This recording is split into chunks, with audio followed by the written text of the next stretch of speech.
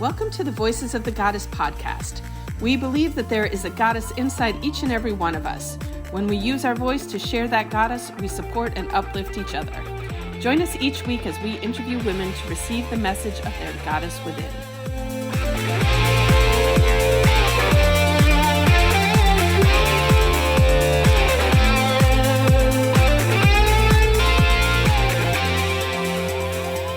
Good afternoon, everybody. My name is Allyson Mancini, and I am the Wellness Warrior. Hello. I'm Julietta, the Magical PT, and we are super glad you are joining us this morning to get more insights in how to becoming the goddess that you are and achieving all of your goals. Today we are joined by Anja, who I've known for quite a few years now. Super excited to have you with us today, Anja. Can you please introduce yourself to our audience? Oh, wow. How to sum it up in a sentence, right? I'm Anja Weinberg. I am a Thrive from Home wellness consultant, and my husband and I own a place for healing here in beautiful East Fort Lauderdale, Wilton Manors area.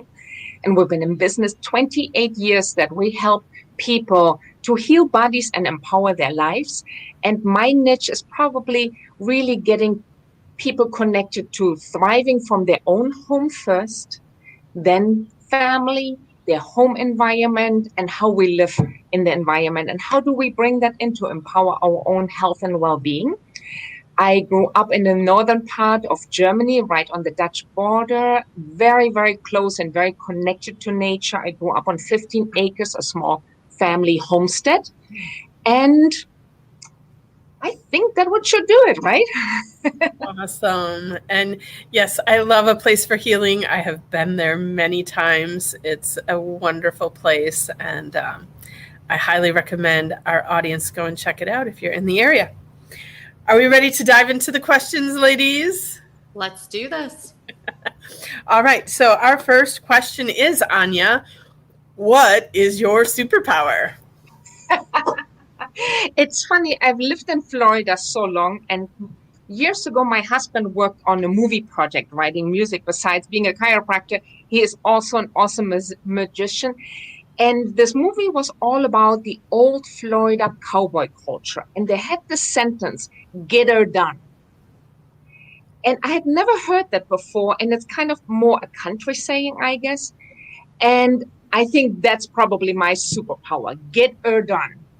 I feel that I am the kind of right balance between feisty and compassionate, but I'm also super resourceful. So that's really what that stands for to me, tenacity, and just really looking at, okay, what can we do here right now with what we got to move it forward? I love that. That is, yeah. Yeah, more people need that get her done skill. I just say my husband says that all the time. So it's funny because he's actually really good friends with one of those old Florida cowboy families. And it's funny though, my husband will always look at me and go, "Get her done." So yeah. Yep. when, especially as a mom, and I know Allyson, you can relate to that, but I know Julietta, you have also, in your work with children, sometimes it's just like, okay, I get it. I appreciate what you're sharing and your feelings, and now we're going to get it done. And it's 100%. Really a wonderful skill to be developed. It's like winning. Yeah. And I think too, Allyson and I both come from the Midwest. We were talking about this before the show, we're both of German descent. And I think that's a characteristic of our culture. You just do what it takes to get stuff done.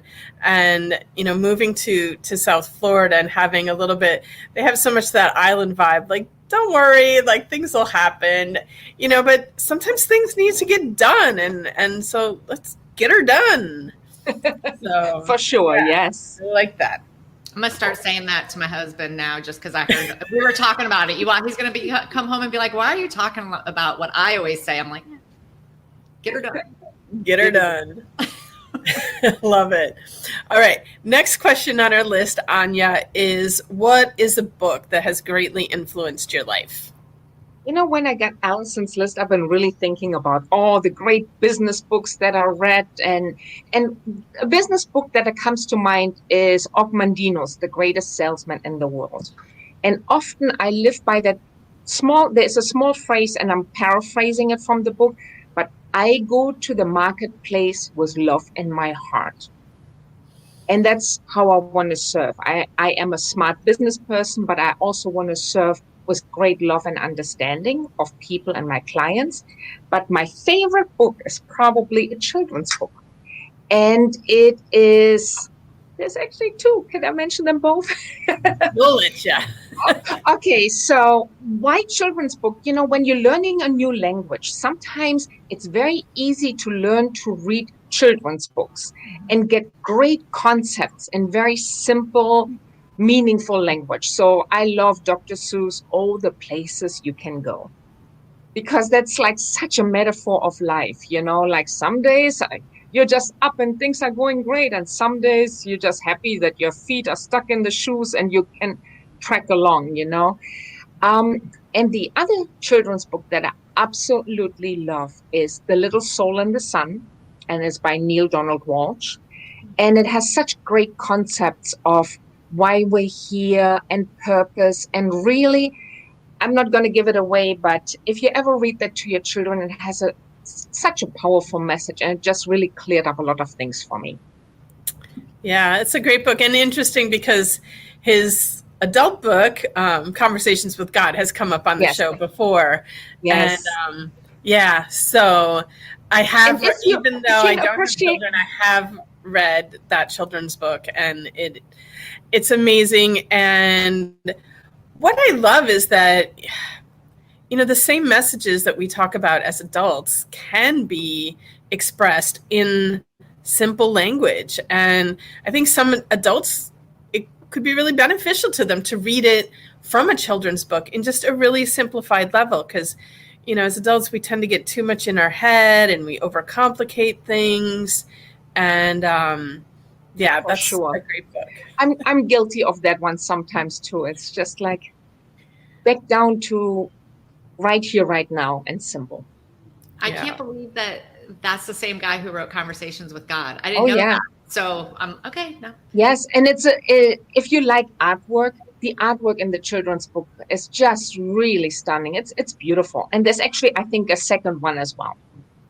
Ooh, I don't think I've seen the second one, and I had the first one and I read it. And then one thing I like to do with my books is pass them on. Because otherwise, I would need a whole house just to hold the books that I've had. And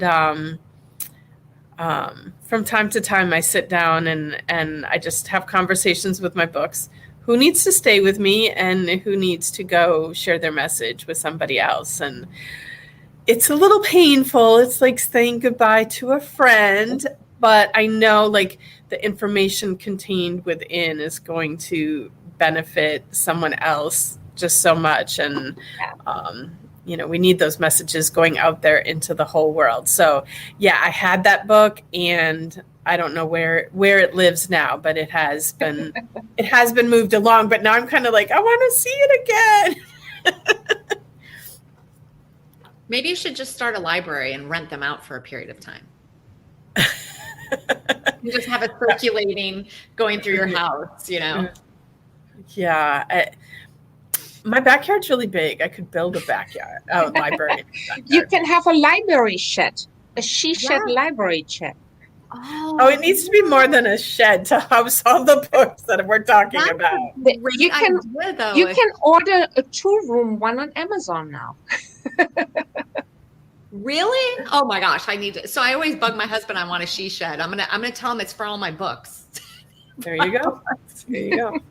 But it needs to be climate controlled to preserve the books. I am.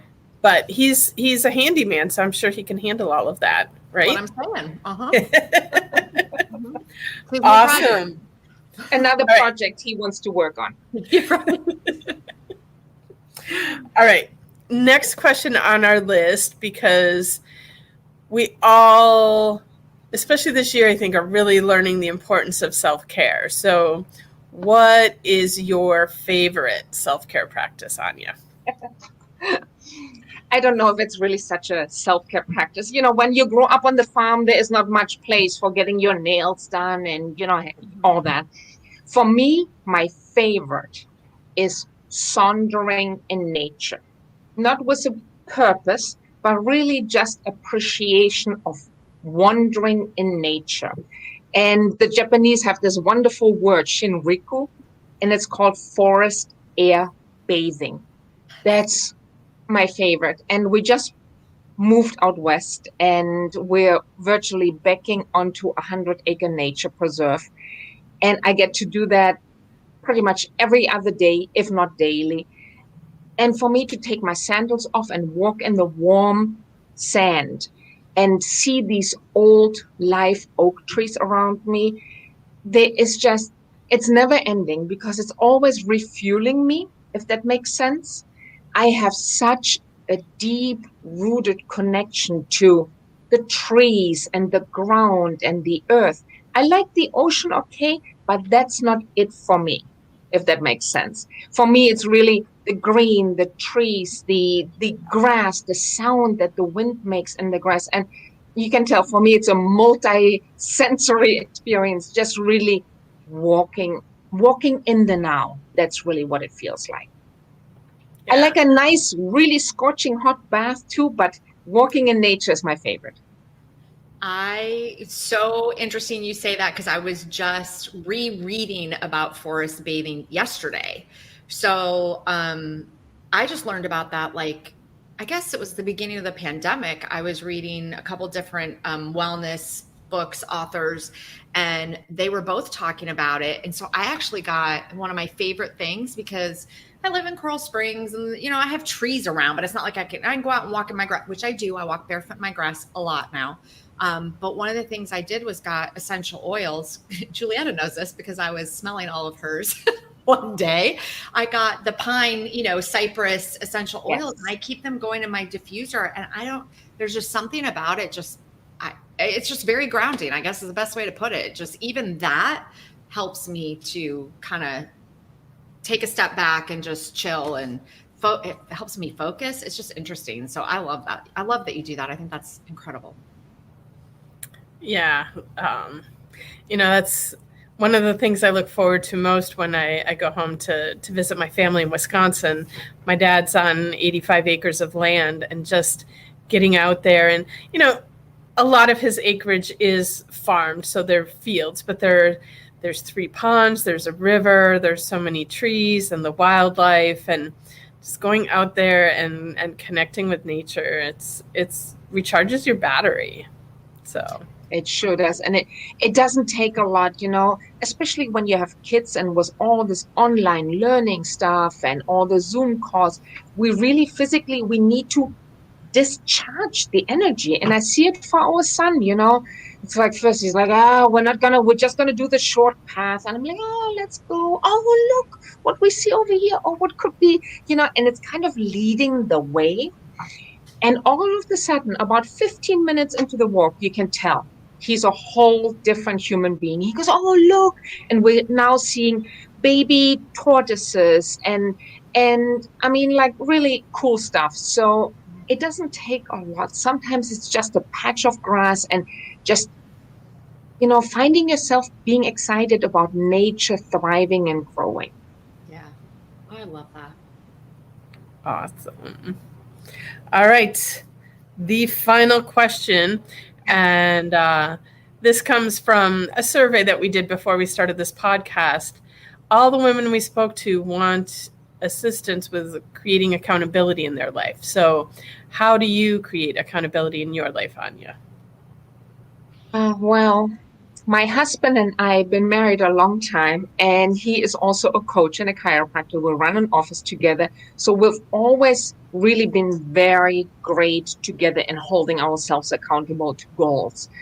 But something that I really learned from him and through the self-discovery life mastery process is really starting with the ideals of what is important to me. And I guess the accountability kind of comes in for me. If you imagine you have a big jar putting in the big rocks first, the family, the things that are important to me, like my grounding in nature. Essential. I have to get that in. That's like, it used to be that I was very accountable to other people and other people's processes. And I worked in hospitality and ran a 1,000-bed hotel and conference center at an early part in my life, in my 20s. That was my first degree, hotel management and culinary arts. And of course, there you are very accountable to the schedule of who is coming, who's in which conference room, who is occupying which hotel room. And now I'm really starting with the accountability to me first, if that makes sense. And really looking and focusing what is important to me, my freedom, my commitment to my being centered in nature, my connection to nature, and of course, family, love, and all that. But in business, I'm a goal-oriented person. I like seeing the numbers rise and how do I serve my clients better. I'm still a list girl. I mean, I like the technology, but this is not where I want to live. So I also have a doodling calendar because I'm very visual and I like to doodle. And every day I have my goals that I chunk down from what my 10-year goals are to the year, to the month. It's kind of like how do you eat an elephant? Chunk it down one bite at a time, right? If that makes sense. It's really more a process for me, but that's how I create the accountability. And every evening looking, hey, I got this done, and that's awesome. Yeah, I think that's important too, is like giving ourselves credit for what we do accomplish. It's so easy to knock ourselves down for what we didn't get done. But if we focus more on appreciating the things that we did get done and congratulating ourselves for that, it's going to give us more energy to get more done the next day. And so, yeah, that's a great. Yeah, for sure. Because I'm very easy to put myself down. Oh, there's these 2 things you didn't get done of a list of 20 things. But forgetting, hey, you got 18 things done. That's pretty awesome. Yeah, I'm a huge pen to paper girl, very visual. I like having it. I mean, I use my phone some for that kind of stuff, but I really I have a journal and I have a date book, and I'm just very checking things off lists. And to that point of what Julietta was saying, and you're saying, Anja, about the accomplishments, something that I wasn't doing that I think is so good for your accountability, because then you see what you're doing. Is every morning I journal, and Julietta and I talk about this a lot. I journal every day, and my journaling doesn't take, some days are longer than others, but most of the time it's very quick. I always write down 5 things I'm grateful for, and then I write a list of 5 things I accomplished the day before. And it just that's awesome. makes me feel so good saying, yeah, I did. Even though I still feel like I have this list of, 10 things I still want to do, but look at what I did accomplish. I got these 5 things done. And sometimes they're little things like I got the laundry folded.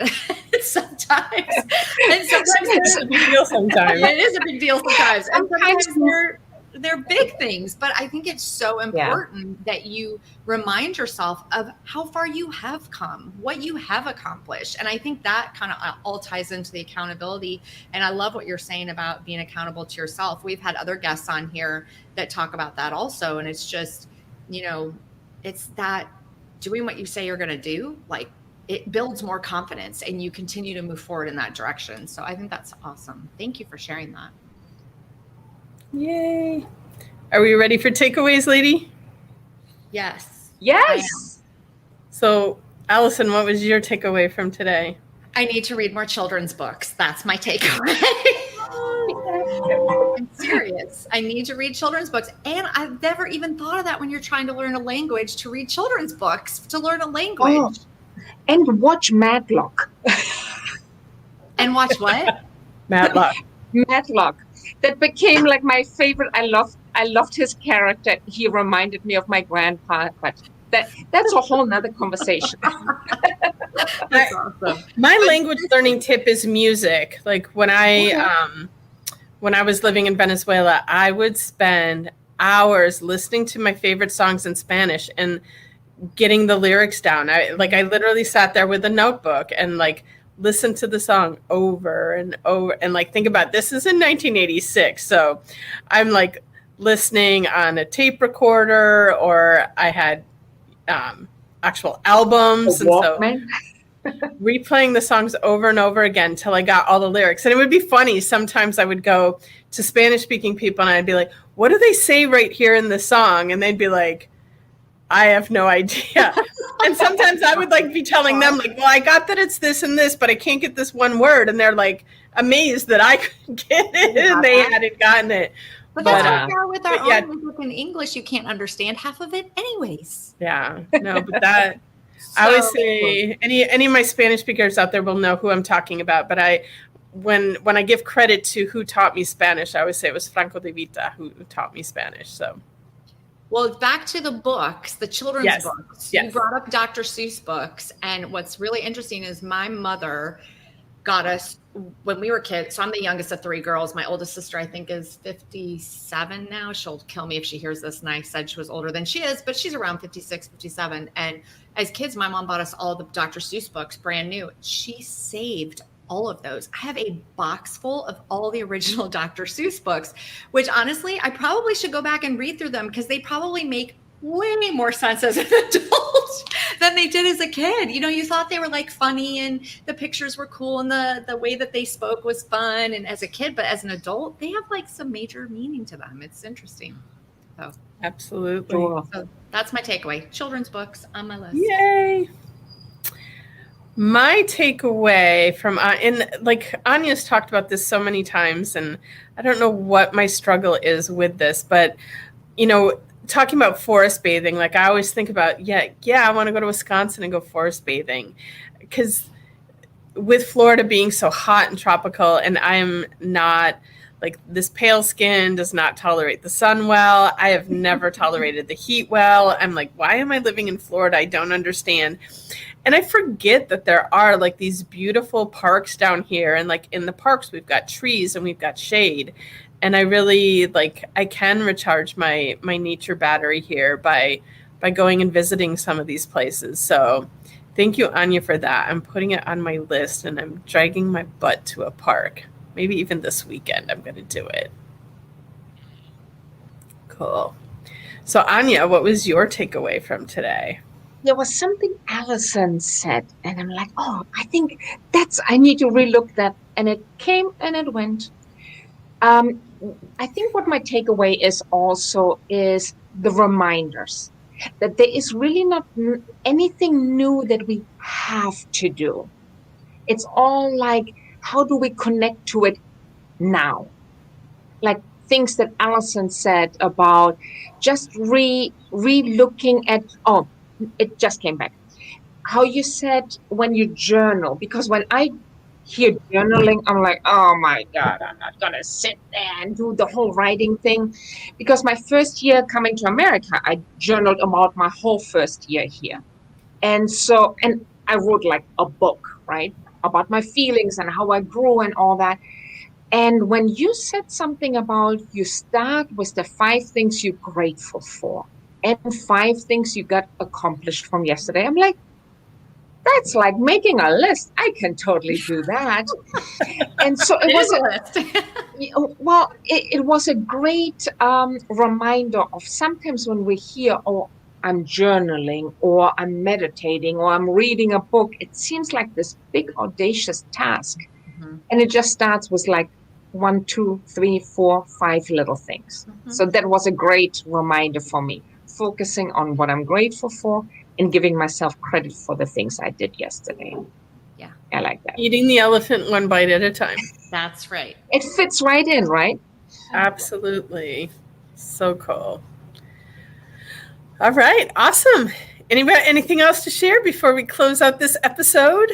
No, this was awesome. I need to visit Anja and her husband's place because I have never been.